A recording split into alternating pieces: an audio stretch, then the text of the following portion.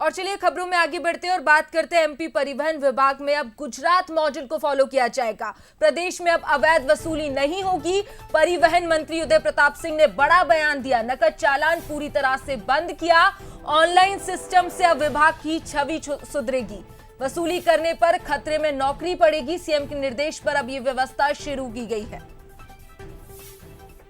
तो देखिए अब भोपाल एमपी परिवहन विभाग में भी अब गुजरात मॉडल को फॉलो किया जाएगा। प्रदेश में अब अवैध वसूली सुधरेगी। परिवहन मंत्री उदय प्रताप सिंह ने ये बड़ा बयान दिया। मध्य प्रदेश में परिवहन को लेकर काफी कुछ सुधार भी हुए हैं और कई बड़े कदम भी उठाए गए। मेरे साथ इस वक्त मध्य प्रदेश सरकार के परिवहन मंत्री है उदय प्रताप जी।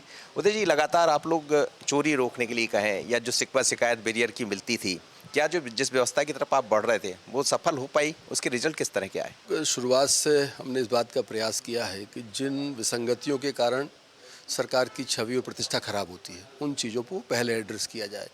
हमने एक दल गुजरात भेजा। गुजरात में काफ़ी अच्छा इस पे काम हुआ है, वो स्टडी करके आए। फिर यहाँ पर धीरे धीरे करके हमने फेसलेस व्यवस्था चालू की। आरटीओज़ के अंदर हम फेसलेस गए हैं। हमने काफ़ी 50 से अधिक सेवाएँ हमने फेसलेस की हैं, ऑनलाइन की हैं। यहाँ तक कि लर्निंग लाइसेंस वगैरह हम ऑनलाइन बना रहे हैं। और जो हमारे चेक पोस्ट थे, सबसे पहले हमने चेक पोस्ट ख़त्म किए। माननीय मुख्यमंत्री जी का स्पष्ट मत था कि अगर चेक पोस्ट के कारण अराजकता है तो अराजकता को ख़त्म करो। हम जांच बंद नहीं कर सकते, अराजकता बंद करना है लेकिन जांच भी करना है, तो हमने उसको ऑनलाइन किया। हमने एक यहाँ कंट्रोल कमांड सेंटर भोपाल में बनाया और जो हमारा अधिकारी है उसको हमने वाडी वन कैमरे दिए। उन कैमरों से वो बातचीत करेगा और नगद चालान काटने के अधिकार विड्रॉ किए।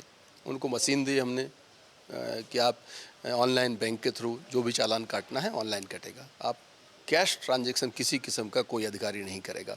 इसको हम पूरा दबाव बना के हमने इसका पालन कराया। और हम आज इस बात को कह सकते हैं कि हम 90% हमने जो प्रयास किए हैं उस पर हम 90% उनके क्रियान्वयन करने में हमें सफलता मिली है। तो यदि कोई क्या पैसा लेते पकड़ाता है तो उसका तत्काल कार्रवाई होगी? कैश लेते दिखाता है? बिल्कुल, मतलब हमने कार्रवाइयाँ वीडियोस पर भी की हैं। अब जो हमने सिस्टम, जो कैमरे उनको दिए हैं, बॉडी वन कैमरे लगे हैं, वो अगर किसी ट्रक ड्राइवर से बात करेंगे तो वो बातचीत उनकी यहाँ पर भोपाल में रिकॉर्ड होती।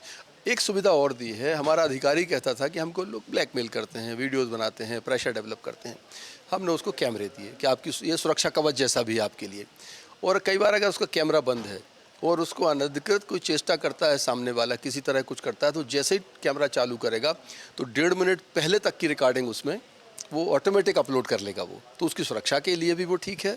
और मुझे लगता है शुरुआती दौर में है लेकिन चीज़ें बेहतर से बेहतर की तरफ हम बढ़ रहे हैं उसमें। मुझे लगता है अभी हमारे लिए चुनौती ये थी कि हम चेक पोस्ट बंद कर रहे हैं और एक व्यवस्था को बंद करना और रेवेन्यू उसके समकक्ष जनरेट करना ये बड़ी चुनौती थी।